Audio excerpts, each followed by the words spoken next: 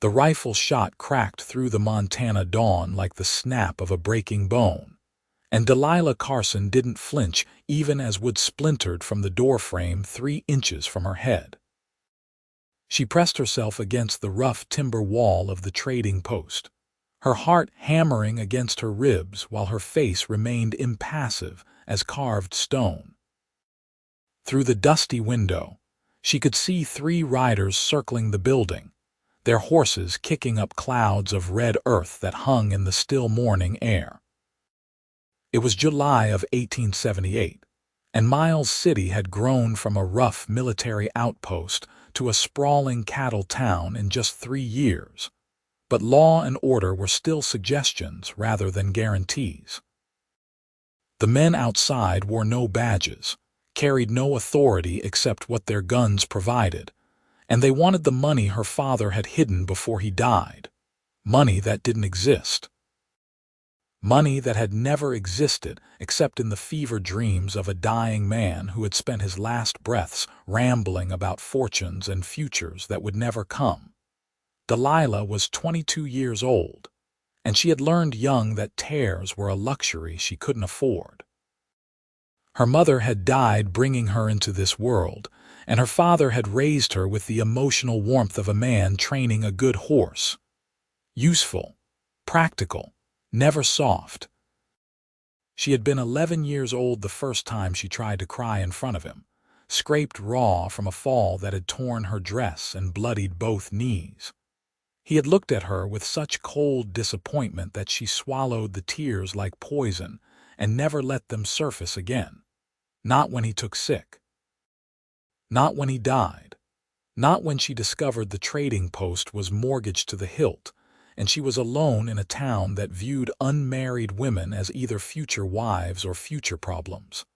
Another shot rang out, and this time glass shattered. Delilah dropped to her knees, crawling behind the counter where her father had kept his ledgers and his whiskey. The whiskey was long gone, sold to pay debts. The ledgers remained, full of numbers that didn't add up to salvation. "We know you're in there, girl." The voice was rough as gravel, belonging to a man named Cutler who ran with a gang that rustled cattle from the ranches north of the Yellowstone River. "Your old man owed us, and now you're going to pay." She had never seen her father associate with men like Cutler. Thomas Carson had been many things, most of them disappointing, but he hadn't been a criminal. Just a dreamer who thought one more scheme, one more investment, one more gamble would finally pay off. The debt these men claimed was fiction, but that didn't matter when they had guns and numbers and she had neither. Delilah's own rifle leaned against the wall near the back door, and she calculated the distance. 15 feet. She could make it in 4 seconds if she ran, maybe 5 if she stayed low. The back door opened onto an alley that ran between the trading post and the livery stable. If she could reach the stable, she could take her horse and ride for the fort. The soldiers stationed there might help, or they might not, but it was better than waiting here to die or worse. She gathered her skirts, took a breath that tasted like dust and fear, and ran. The rifle was in her hands when the back door exploded inward. A fourth man, someone she hadn't accounted for, filled the doorway with his bulk. He grinned at her with teeth like old ivory, stained with tobacco. "Going somewhere, sweetheart." Delilah swung the rifle up, but he was faster. His hand clamped around the barrel and yanked, and she had to let go or be pulled off balance.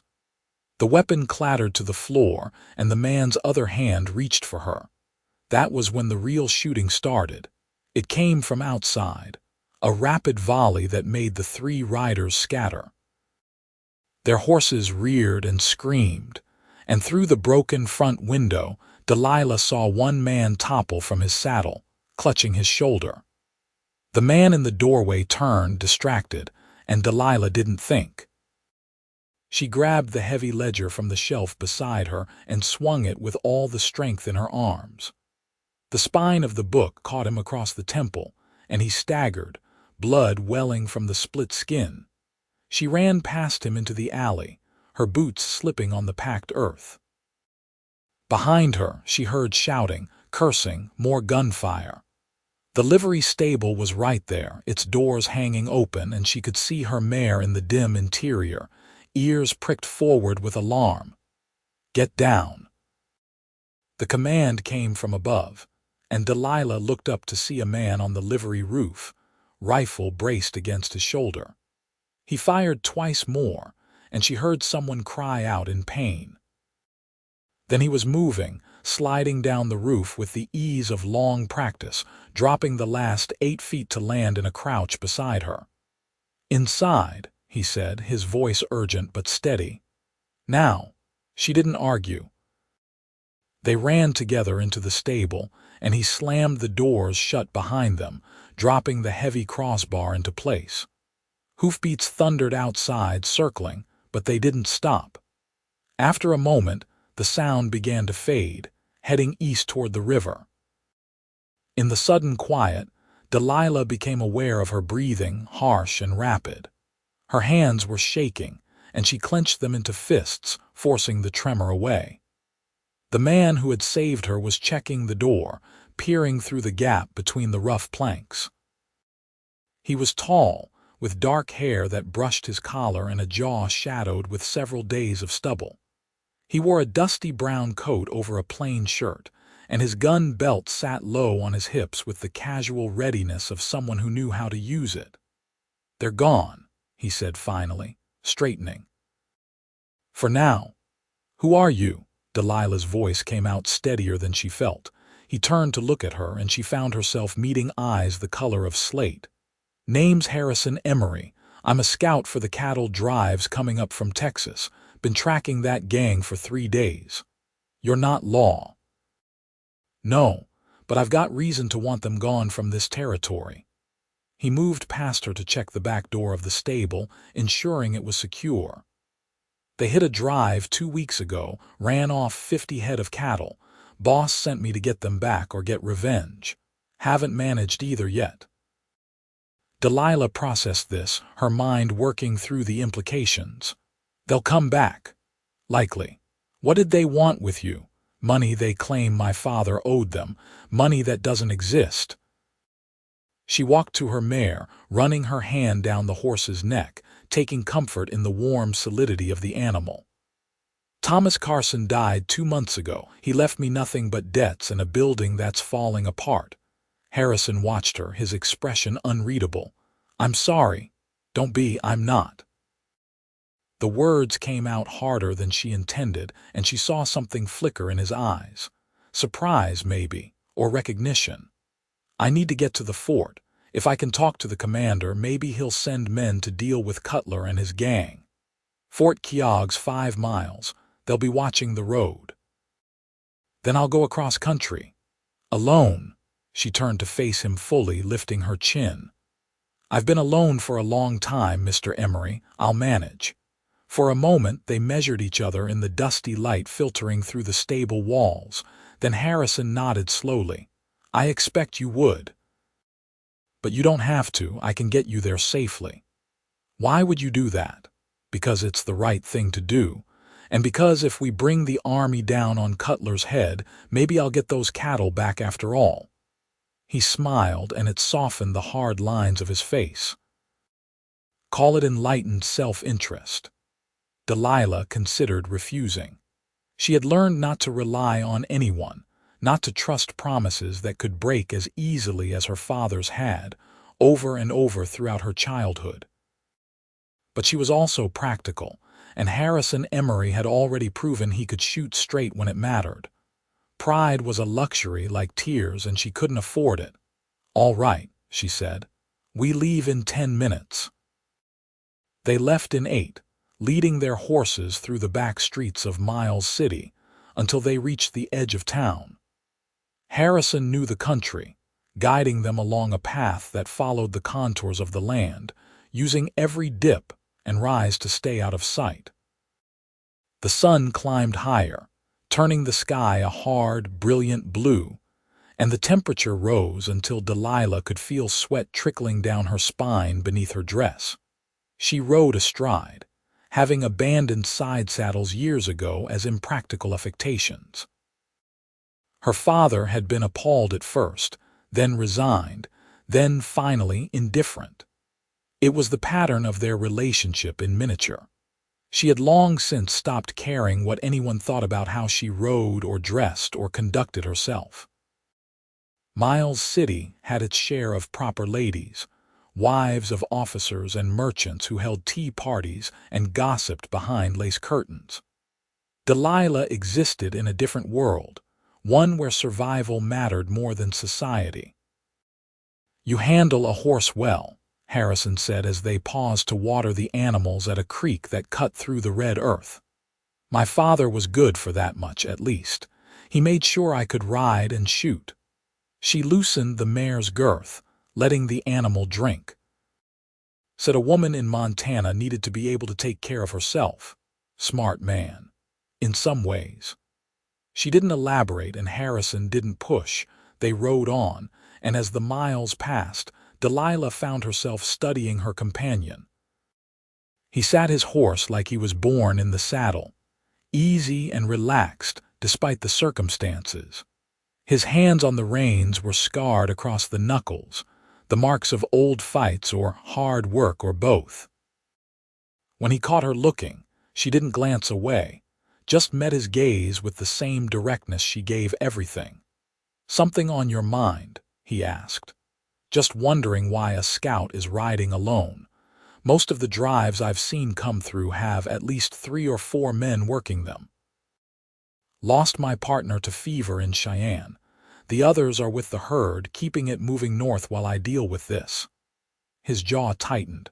Cutler's gang isn't just thieves, they're killers. They shot the trail boss during the raid, left him to die. He was a good man. Had a wife and 3 kids back in Fort Worth. There was pain in his voice, tightly controlled but present. Delilah recognized it because she had become an expert at identifying emotions she refused to feel herself. "I'm sorry," she said, and meant it. "So am I." But sorry doesn't bring him back, and it doesn't feed his family. Getting those cattle back might help with the latter, at least. They crested a rise, and Fort Keogh came into view, a collection of buildings surrounded by a wooden palisade. The American flag snapped in the wind above the parade ground, and Delilah felt some of the tension leave her shoulders. Safety, or the nearest thing to it that existed out here.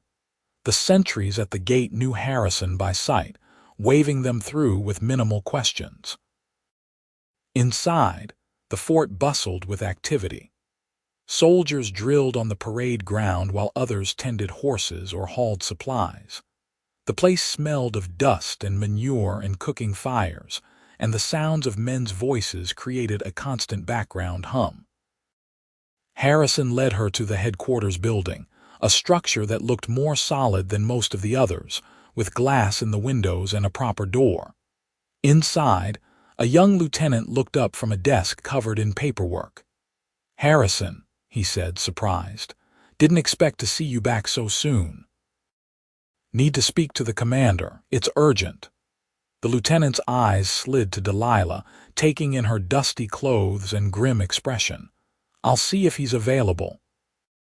Commander William Grant was a man in his 50s with iron-gray hair, and the bearing of someone who had spent decades making difficult decisions.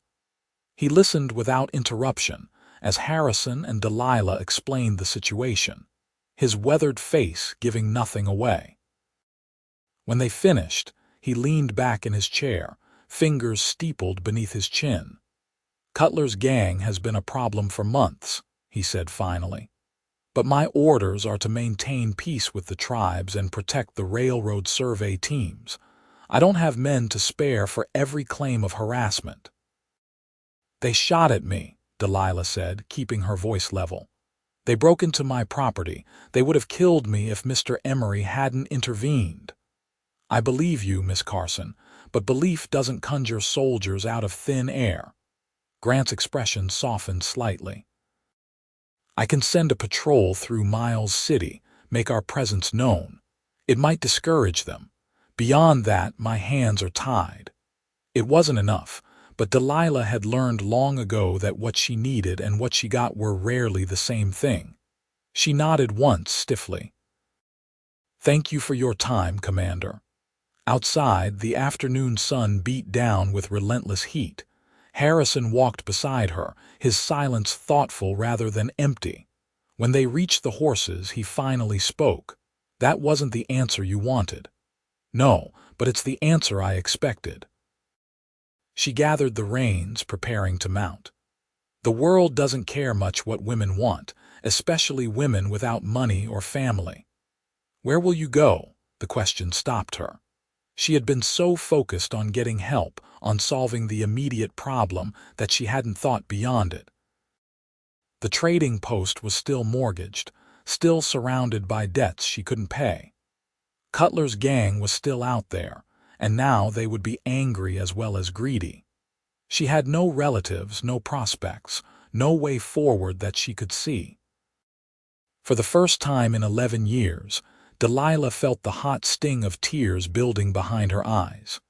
She blinked hard, forcing them back, but her throat tightened and her vision blurred, and she realized with horror that she was going to cry. Not here. Not in front of the soldiers walking past. Not in front of Harrison Emory with his steady gray eyes and his unexpected kindness. She turned away, gripping the saddle horn so hard her knuckles went white. The tears came anyway, spilling hot down her cheeks, and she couldn't stop them. All the grief and fear and loneliness she had swallowed for so long came rising up like a flood, and she stood there in the dusty fort compound and wept. She felt Harrison's presence before she felt his touch. He didn't say anything, didn't tell her it would be all right or offer empty platitudes. He simply stepped close and wrapped his arms around her, letting her cry against his chest while he held her steady. Delilah didn't know how long she stood there, soaking his shirt with tears she had promised herself she would never shed in front of anyone, let alone a man. But Harrison just held her, one hand gentle on her back, the other cradling her head, and somehow that made it both worse and better. Worse because it broke something open inside her that she had kept carefully locked. Better because for the first time since her mother died bringing her into the world, she didn't feel completely alone. When the storm finally passed, she pulled back, scrubbing at her face with her hands. Her eyes felt swollen, her throat raw. Shame burned through her, hot and acidic. "I'm sorry," she managed. "Don't be." Harrison's voice was quiet. "Everyone breaks sometimes. Doesn't make you weak. You don't understand. I swore I would never do that, never cry in front of a man. My father taught me that tears were for children and fools." Something hard crossed Harrison's face. "Then your father was wrong." The simple conviction in his words shook her. She had spent so long accepting Thomas Carson's teachings as immutable truth that hearing them challenged felt like watching the ground shift beneath her feet. "I don't know what to do," she admitted, and even that felt like a confession of failure. "I have nowhere to go." Harrison was quiet for a moment, looking at her with an intensity that made her heart beat faster. Then he said, "The cattle drive is moving north to the grasslands near the Canadian border. We'll be up there through the end of summer, then driving south again before the first snow. I could use help. Someone who can ride and shoot and handle themselves in rough country. The pay isn't much, but it's honest work and you'd be safer with the drive than alone in Miles City." Delilah stared at him. "You're offering me a job. I'm offering you a chance. What you make of it is up to you." It was insane. Women didn't work cattle drives. It was hard, dangerous work, and the men who did it were often rougher than the country they moved through. But the alternative was going back to Miles City with no protection, no money, and no future. And there was something in Harrison's eyes, a steadiness and honesty that made her want to trust him. "All right," she said. "I'll do it." They rode back to Miles City as the sun began its descent toward the western horizon, painting the sky in shades of orange and gold. Harrison stayed alert, watching for any sign of Cutler's gang, but the ride passed without incident. When they reached Delilah's trading post, they found it exactly as they had left it, doors broken and glass shattered but otherwise untouched. "Pack what you need," Harrison said. "We leave at first light." Delilah moved through the building that had been her prison for 2 months, gathering the few possessions that mattered, clothes that could stand up to hard use. Her mother's locket, the only thing she had of the woman who died giving her life. Her father's rifle and ammunition, a bedroll and a canteen. Everything else, all the accumulated debris of Thomas Carson's failed dreams, she left behind. Harrison helped her board up the broken door and windows, making the place as secure as it could be. As they worked, he told her about the drive, about the men she would be working with and what would be expected of her. His voice was steady and practical, and Delilah found herself listening not just to the words but to the way he spoke them, with a careful respect that was as unfamiliar as it was welcome. "The men might not like having a woman on the drive," he said as they finished.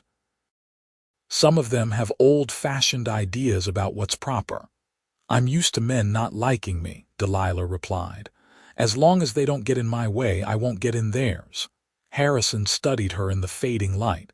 "You're tougher than most men I know." "I've had to be." He nodded slowly. "We'll change that. You shouldn't have to be hard all the time." The words caught her off guard, and she didn't know how to respond. So she didn't, just shouldered her pack and followed him to the livery stable where they would spend the night. It wasn't comfortable, but it was safer than the trading post, and Delilah had long since learned to sleep wherever and whenever she could. She woke before dawn to the sound of Harrison moving around in the dimness, checking his gear. Her body ached from sleeping on the ground, but she pushed the discomfort aside and rolled to her feet, ready to face whatever the day brought. They rode out as the first light touched the eastern sky, leaving Miles City behind. Delilah didn't look back.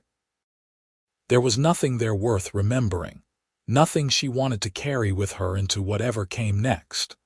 The cattle drive was camped 20 miles northwest, and they reached it by mid-morning. Delilah had seen trail herds before, passing through on their way north from Texas, but she had never been this close to one. The cattle spread across the grassland like a living river, hundreds of animals grazing and lowing under the watch of mounted men. The smell hit her first, an overwhelming mixture of dust and manure and animal sweat. Then the sound, the constant noise of hooves and voices and the occasional crack of a whip. Harrison led her to the chuck wagon, where a grizzled man with a limp was stirring something in a large pot over the fire. "Cookie, this is Delilah Carson. She'll be riding with us for the rest of the drive." Cookie looked up, his weathered face creasing into a frown. "A woman? Harrison, have you lost your mind? She can ride and shoot better than half the men we've got, and we're short-handed since Jim died." Harrison's voice left no room for argument. "She stays." The cook muttered something under his breath but didn't protest further. As word spread through the camp, men began to drift over, their expressions ranging from curious to hostile. Delilah stood straight, meeting their stares with the same unflinching directness she had given the world all her life. "This is Delilah," Harrison announced to the assembled men. "She's working the drive. Anyone who has a problem with that can take it up with me." A few men exchanged glances, but no one spoke up. Delilah understood the dynamic immediately. Harrison held authority here, earned through skill and respect, and challenging him would mean challenging that position.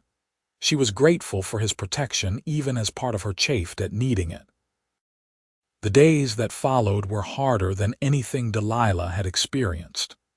She woke before dawn, ate a hasty breakfast of biscuits and bacon, and spent 12 to 14 hours in the saddle, keeping the cattle moving north. The work was relentless, the sun brutal, and the men mostly kept their distance. A few made crude comments when they thought she couldn't hear, but Harrison dealt with those swiftly and decisively, making it clear that such behavior wouldn't be tolerated. Slowly, through sheer competence and refusal to complain, Delilah began to earn a grudging respect from the crew.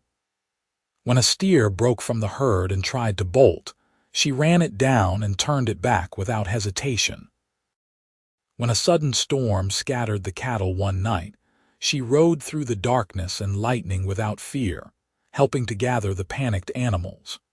She worked as hard as any man, asked for no special treatment, and proved herself over and over. Through it all, Harrison was a constant presence. He taught her the rhythms of the drive, showed her how to read the cattle and the land, shared his knowledge freely. In the evenings, after the work was done and the herd was settled for the night, they would sit by the fire and talk. He told her about growing up in Missouri, about learning to scout from an old mountain man who had come down from the Rockies. She told him about Miles City, about the slow suffocation of living under her father's roof, about the strange relief she had felt when he died even though it left her alone. "That doesn't make you a bad person," Harrison said one night when she admitted this. "It makes you honest. Most people would say it makes me cold. Most people haven't lived your life." He poked at the fire with a stick, sending sparks spiraling up into the darkness. "My father was a hard man too. Expected perfection, gave nothing but criticism. I left home at 16 and never went back. Last I heard, he was still alive and still angry that I didn't follow the path he laid out for me." "Do you regret leaving?" "Not for a moment. Best decision I ever made." He looked at her across the fire, his eyes reflecting the flames. "Sometimes the family you choose is better than the family you're born to." Delilah thought about that as she lay in her bedroll that night, staring up at the vast sweep of stars overhead. She had never had anyone she would call family, not really. But here, on this drive with these rough men and this endless sky, she was beginning to understand what Harrison meant. She was part of something, connected to the rhythm of the work and the land in a way she had never experienced before. And she was connected to Harrison in a way that both frightened and exhilarated her. She had never been in love, had never even thought much about it, viewing romance as another luxury she couldn't afford. But as the days turned into weeks and they moved farther north into the wild grasslands, she found herself watching Harrison more than she should. The way he moved in the saddle, fluid and confident. The way he spoke to the men, firm but fair. The way he looked at her sometimes, with a warmth that made her heart beat faster and her breath catch in her throat. It was dangerous, this feeling. She had built her life on not needing anyone, on being sufficient unto herself.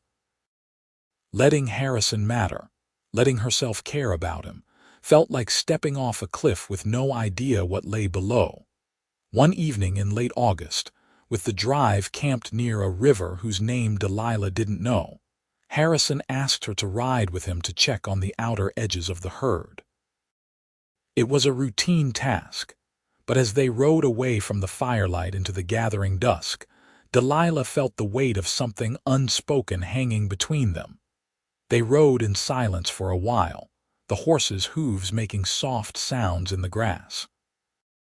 The sun was setting, turning the world golden and red, and the air smelled of sage and water.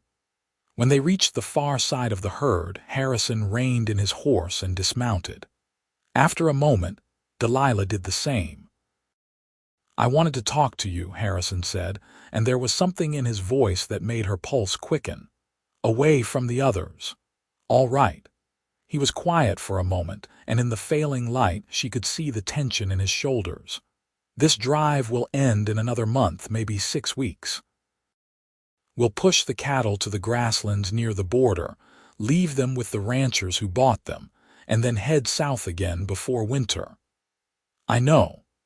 She had been trying not to think about it, about what would happen when the work ended and she had to decide where to go next.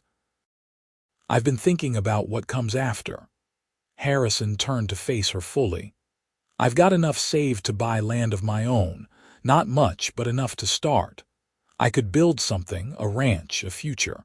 I could stop wandering and put down roots.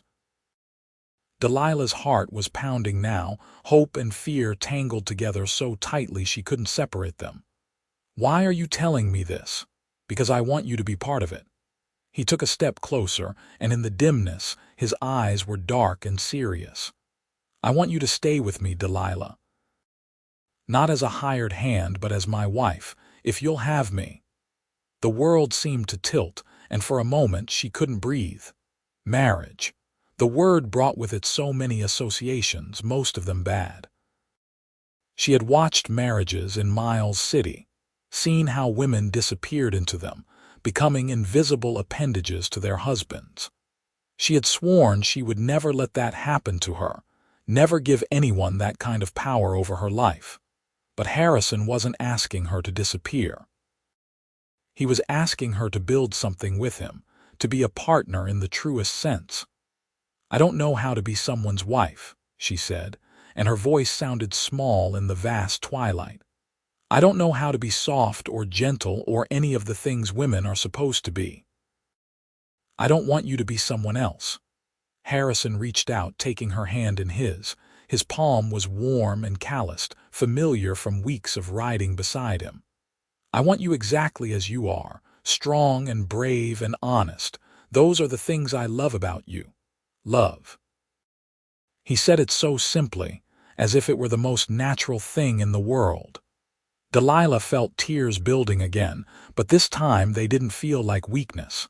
They felt like release, like the breaking open of something that had been frozen too long. I can't promise I'll be good at it, she said. At being a partner, at letting someone matter. You already let me matter. You let me hold you when you cried.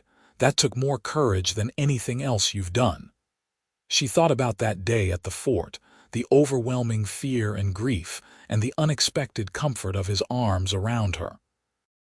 He was right. It had been the bravest thing she had ever done, letting herself be vulnerable, letting someone see her break.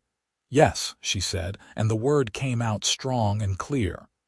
Yes, I'll marry you. Harrison's smile transformed his face, chasing away the hard lines and making him look younger, lighter. He pulled her into his arms, and she went willingly, tilting her face up to meet his kiss. It was gentle at first, tentative, and then deeper as she pressed closer, her hands coming up to grip his shoulders. He tasted like coffee and smoke, and when he pulled back, they were both breathing hard. We'll do it right, he said. Find a preacher at the next town, make it legal and proper. I don't care about proper. I do. I want everyone to know you're mine and I'm yours. He touched her face, his thumb tracing the line of her jaw. I want to build a life with you, Delilah. A good life. One where you don't have to be hard all the time, where you can cry if you need to and know I'll be there to hold you. You can't promise that. Life doesn't work that way. No, but I can promise to try. Every day for the rest of my life I can promise to try. It was enough. More than enough. Delilah leaned into him, resting her head against his chest, listening to the steady beat of his heart. Above them, stars were beginning to emerge in the darkening sky, pinpricks of light in the vastness. Tomorrow they would return to the drive, to the hard work and long days. But tonight, for this moment, she let herself feel the weight of his arms around her and the promise of a future she had never thought possible. They rode back to camp hand in hand, and the announcement of their engagement was met with cheers and ribald jokes from the men.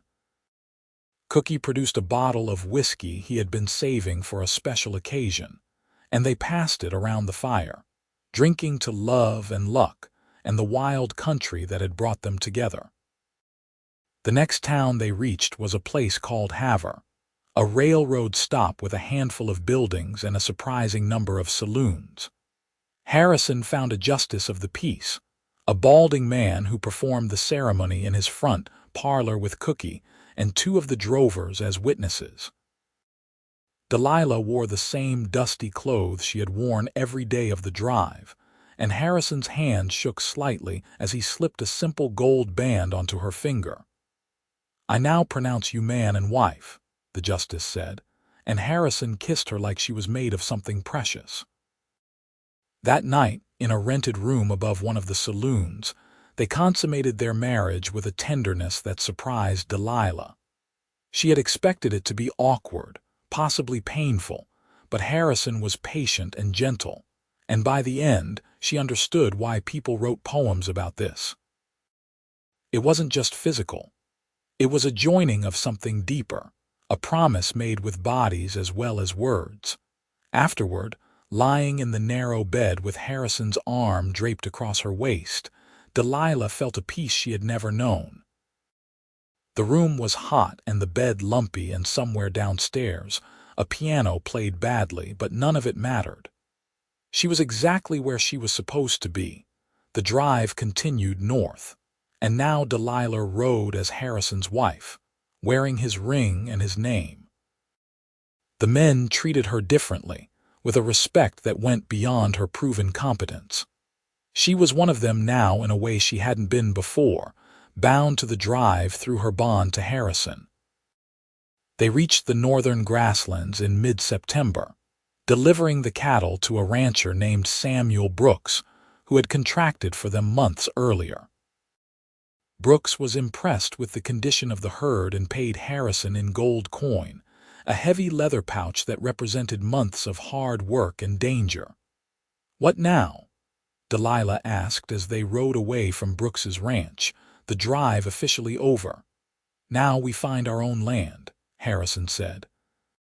"Somewhere with good water and grass. Somewhere we can build." They spent 2 weeks exploring the country south of the Canadian border, riding through valleys and along rivers, looking for the right place. Harrison knew what to look for, pointing out the signs of good grazing land, sources of water that wouldn't dry up in summer. Delilah learned to see the country through his eyes, understanding the subtle differences that meant the difference between success and failure in this hard land.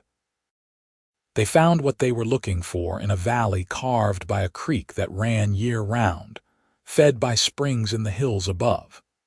The grass was thick and green even this late in the season, and there was timber for building on the slopes. Harrison paced out the boundaries while Delilah explored, finding a spot where the creek widened into a natural pool, clear water over smooth stones. "This is it," Harrison said when they met back at the center of the valley. "This is where we build." He filed a claim at the land office in Havre, paying the fees with part of their savings. The rest went to buying lumber and tools and supplies for the winter that was coming. They hired 2 men from the drive, young cowboys named Jack and Tom, who were willing to work for wages and the promise of a future stake in the ranch. Building the cabin took a month of hard labor, cutting and hauling timber, raising walls and setting the roof.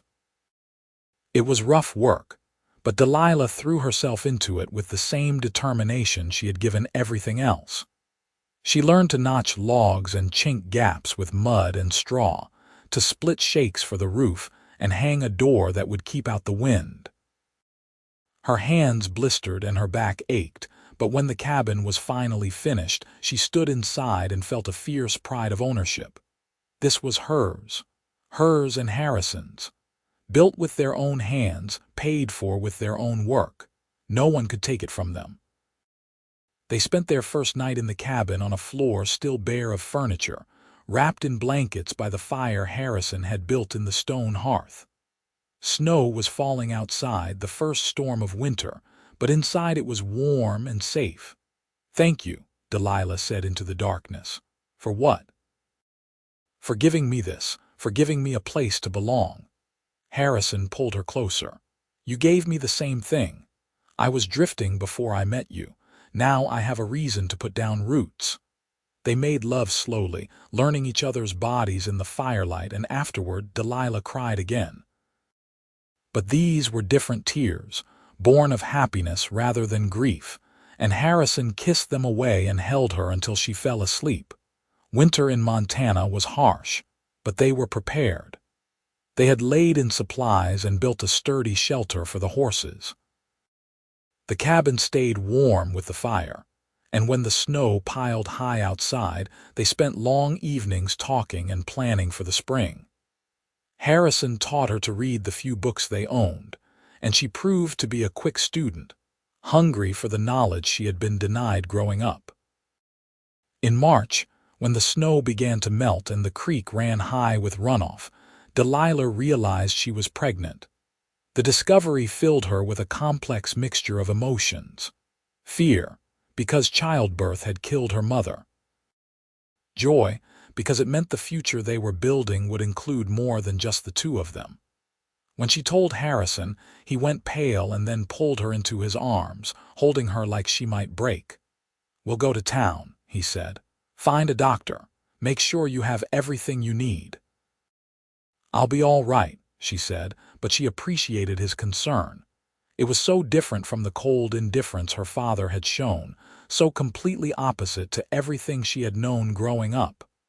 "I can't lose you," Harrison said fiercely. "You're everything to me, Delilah. Everything." "You won't lose me. I'm stronger than I look." She was tested on that promise in November, when the contractions started on a day when the temperature had dropped below zero and the ground was frozen solid. Harrison rode for the doctor in Havre, a desperate race against time, while Delilah labored with only the limited help Jack and Tom could provide. The pain was worse than anything she had imagined, wave after wave that left her gasping and sweat-soaked despite the cold. The doctor arrived just before dawn, a competent man who took charge of the situation with calm efficiency. The baby came an hour later, a squalling red-faced boy who looked furious at being dragged into the cold Montana morning. Delilah held him and wept with relief and joy and exhaustion. And when Harrison came in and saw them both alive, he dropped to his knees beside the bed and cried too. They named him Thomas, after Delilah's father, though she privately vowed their son would know a different kind of father than she had. Harrison proved her right, taking to fatherhood with the same steady competence he brought to everything else. He would walk the floor with Thomas when the baby cried at night, freeing Delilah to rest and recover. He changed diapers without complaint and sang lullabies in a surprisingly pleasant voice, and Delilah fell in love with him all over again watching him with their son. The ranch grew slowly over the following years. They bought cattle with the money Harrison had saved from scouting, building the herd one animal at a time. Jack and Tom stayed on, becoming more partners than hired hands, and eventually they brought wives of their own to the valley. A small community grew up around the ranch, families who had come west looking for the same thing Harrison and Delilah had found: a place to belong, a chance to build something lasting. Thomas was 2 years old when Delilah gave birth to a daughter they named Sarah. This birth was easier than the first, and Delilah recovered quickly, eager to get back to the work of running the ranch. She and Harrison had fallen into an easy partnership, dividing the labor according to their strengths. She managed the accounts and correspondence, negotiated with buyers, and kept the household running. He handled the cattle and the land, working alongside the men to maintain the fences and buildings. On the rare occasions when they disagreed, they talked it through like the partners they were. Harrison never pulled rank or used his physical strength to intimidate her. Delilah never used tears or manipulation to get her way. They had built their relationship on honesty and respect, and it proved stronger than either of them had dared hope. In 1885, 7 years after that day in Miles City, when Harrison had saved her life, Delilah stood on the porch of their ranch house and looked out over the valley. The original cabin had been expanded into a proper house, with real glass in the windows and a wraparound porch that caught the summer breeze. The barn was large enough to hold 30 horses, and the cattle that grazed in the valley numbered in the hundreds. Children's voices rang out from the yard where Thomas and Sarah played with the offspring of Jack and Tom's families. Harrison came up behind her, slipping his arms around her waist and resting his chin on her shoulder. "What are you thinking about?" "How different everything is from what I expected," she said honestly. "I thought I would die alone in that trading post, or end up married to someone who would try to break me into something I wasn't. I never imagined this. Are you happy?" "Yes." She turned in his arms to face him. "Happier than I thought was possible." "Good, because I have news that might make you even happier." He grinned, and she saw the boy he must have been before life made him hard. "Brooks wants to sell us grazing rights to the land adjoining ours. Says he's getting too old to manage all his holdings and would rather have reliable neighbors." It was a significant opportunity. The additional land would let them expand the herd substantially, securing their future and their children's future. "Can we afford it?" "If we're careful. It'll be tight for a couple of years, but I think we can make it work." He studied her face. "What do you think? You're as much a part of this decision as I am." She thought about it, running through the numbers in her head. It would be a risk, but a calculated one. And they had proven over and over that they could handle whatever challenges came their way. "Let's do it," she said. They sealed the deal with Brooks that fall, and the work of expanding their operation consumed the next 2 years. It was hard, sometimes exhausting, but Delilah thrived on the challenge. She had found her place in the world, not as someone's daughter or someone's employee, but as a partner and a mother and a woman who had earned respect through her own efforts. She still didn't cry often, but when she did, it was always in front of Harrison.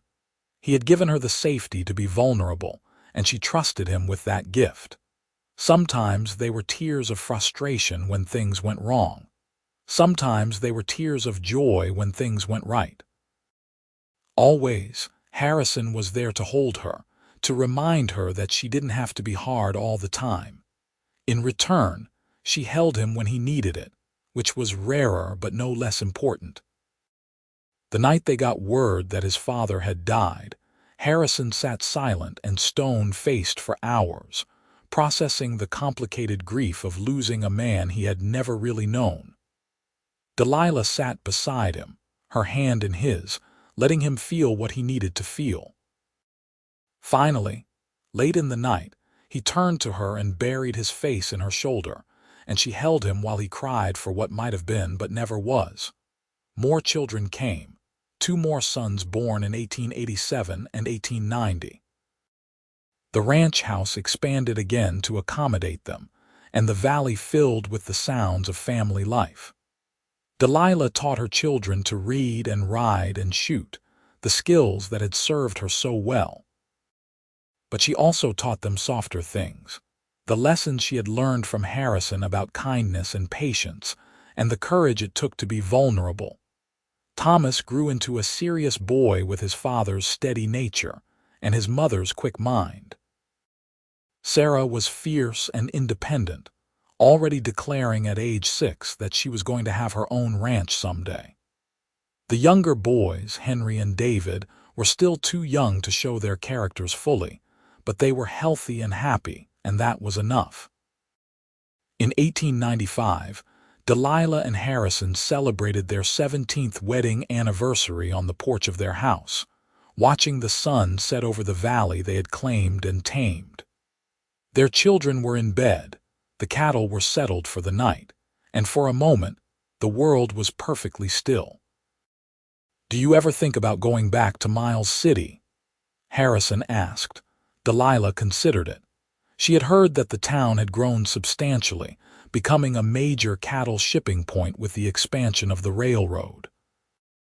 The trading post had been sold years ago to pay off the remaining debts, and she felt no attachment to it. "No," she said finally. "There's nothing there for me. Everything I need is right here. No regrets." She thought about the girl she had been, hard and lonely and convinced that tears were weakness.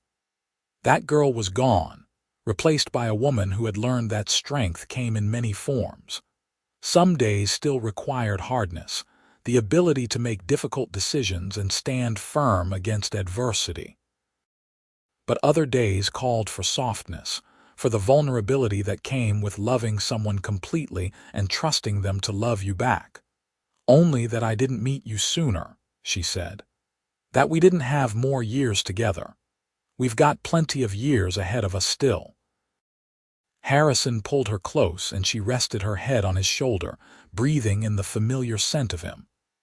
"We'll grow old together right here, watching our children build their own lives, watching our valley grow and change. I can't think of a better way to spend a life." Neither could she. They sat together as the stars emerged overhead, the same vast sweep of sky that had witnessed their first kiss all those years ago. The wind whispered through the grass, and somewhere in the distance, a coyote called. It was the sound of home, wild and beautiful and exactly right. In 1898, Thomas announced his engagement to a rancher's daughter from the next valley over. The wedding was held on the ranch in June, with half the county in attendance. Delilah wore a new dress for the occasion, dark blue silk that Harrison had ordered specially from a catalog. As she watched her son stand with his bride, repeating the same vows she and Harrison had spoken 20 years earlier, she felt the familiar sting of tears. Harrison took her hand, squeezing gently. She squeezed back, no longer ashamed of crying in front of him or anyone else. These tears were earned, a testament to the life they had built and the love that sustained them through everything. Sarah married 2 years later, defying convention by choosing a school teacher from Havre rather than a rancher or cowboy. Delilah approved wholeheartedly, recognizing in her daughter's choice the same independence and refusal to conform that had characterized her own life. The schoolteacher was a good man who treated Sarah as an equal partner, and that was all any mother could ask for. As the new century dawned, Delilah and Harrison found themselves increasingly in the role of elders, dispensing advice and helping to guide the younger generation. The ranch had become a true family enterprise, with Thomas and his wife managing much of the day-to-day operations while Delilah and Harrison took a more supervisory role.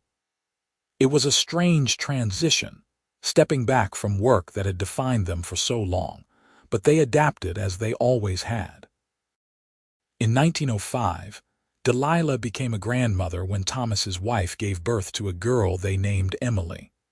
Holding her granddaughter for the first time, Delilah was overwhelmed with emotion. She thought of her own mother, who had never gotten to hold her, and her father, who had held her with such coldness. She thought of the long journey that had brought her from that trading post in Miles City to this moment, surrounded by family and love. "You're crying," Harrison said softly, standing beside her. "I know." She smiled through the tears, looking up at him. "And I'm not ashamed." "Good. You never should be." More grandchildren followed, a sprawling family that filled the valley with noise and life. Delilah loved them all fiercely, these children who would never know the loneliness and fear that had characterized her early years. They would grow up knowing they were loved, knowing they had a place in the world, and that knowledge was the greatest gift she could give them. In the summer of 1910, Delilah and Harrison rode out to the spot where he had first proposed, beside the herd on that golden evening 32 years earlier. They were both in their 50s now, showing the wear of decades of hard work. Harrison's dark hair was streaked with gray, and Delilah's hands were marked with the scars and calluses of a life lived fully. But when he looked at her, she still saw the same love in his eyes that had been there from the beginning. "I would do it all again," Harrison said. "Every moment, every hardship, every triumph. All of it was worth it to have you beside me." "Even the crying?" Delilah asked, teasing gently. "Especially the crying. That was the moment I knew you trusted me enough to let me see all of you, not just the strong parts." He reached out, taking her hand. "You're the bravest person I've ever known, Delilah, not because you don't cry, but because you do, because you let yourself feel everything, even when it hurts." She had never thought of it that way, but she recognized the truth in his words. The real courage hadn't been in building walls around her heart. It had been in tearing those walls down, in letting herself be vulnerable and trusting that Harrison would be there to catch her when she fell. "I love you," she said simply. "More now than the day we married. More every day. And I love you, always have, always will." They rode back to the ranch as the sun set, painting the valley in shades of gold and red. The house glowed with lamplight, and they could hear the sounds of their family inside, preparing for the evening meal. It was ordinary and perfect, this life they had built, and Delilah wouldn't have changed a single moment. The years continued to pass, marked by the changing seasons and the milestones of family life. More grandchildren were born. The ranch continued to prosper, weathering droughts and hard winters through careful management and the strength of community bonds. Delilah and Harrison grew older together, their bodies slowing but their partnership as strong as ever. In 1920, they celebrated their 42nd wedding anniversary surrounded by 3 generations of family. Someone had brought a camera, a new-fangled device that Delilah didn't fully trust, and they posed for a photograph on the front porch. When she saw the image later, she was struck by how happy they looked. Harrison's arm was around her shoulders, and she was leaning into him, both of them smiling at something one of the grandchildren had said. They looked like what they were, 2 people who had found each other against all odds and built a life worth living. On a cold November morning in 1925, Harrison didn't wake up.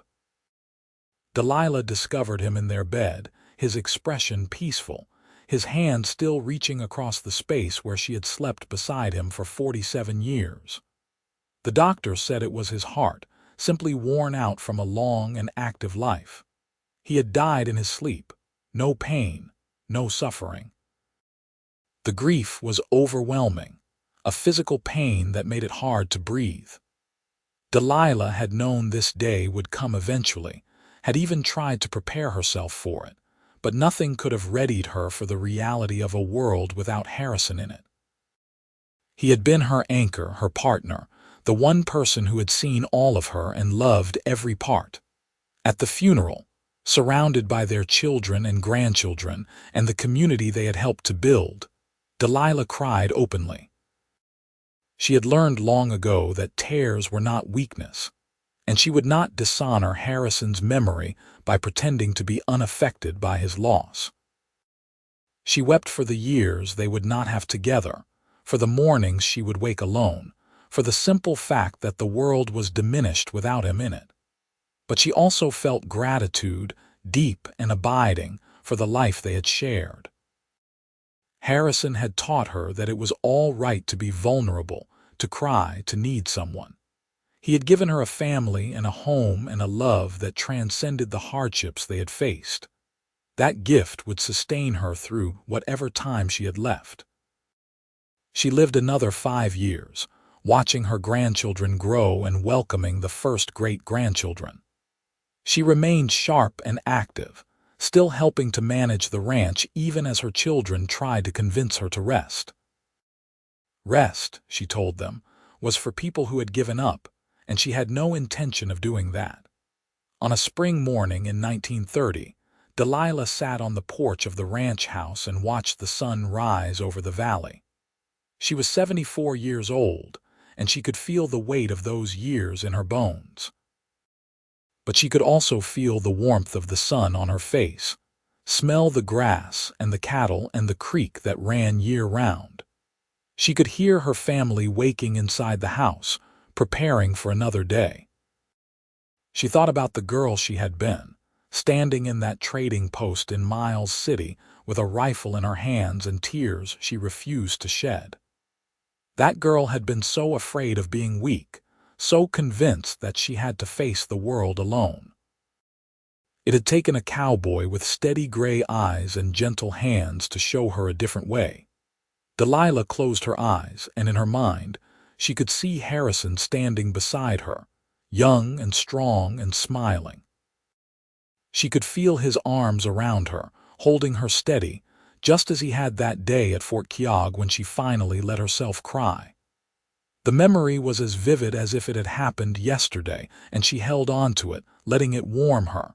"Thank you," she whispered to the morning air, "for everything. For teaching me that it's all right to cry, for loving me exactly as I was, for giving me a life worth living." The sun climbed higher, and Delilah sat on the porch of her home, surrounded by the legacy she and Harrison had built together. She had learned that strength came in many forms. Sometimes it was the ability to face hardship without flinching. Sometimes it was the courage to be vulnerable, to cry, to trust someone enough to see your weakness and love you anyway. She had lived a good life, full and rich and meaningful. She had raised children who knew they were loved. She had built a ranch that would endure for generations. She had cried openly in front of the man she loved, and he had held her, and that single act of trust and vulnerability had changed everything. As Delilah sat on the porch that spring morning, she felt a deep and abiding peace. She had no regrets, no wishes for a different path. She had lived fully, loved deeply, and been loved in return. That was enough. That was everything. Her family found her there an hour later, sitting in her rocking chair with a slight smile on her face. She had passed quietly, slipping away as gently as a sigh. At her funeral, her children and grandchildren spoke of her strength and her kindness, her fierce independence and her deep capacity for love.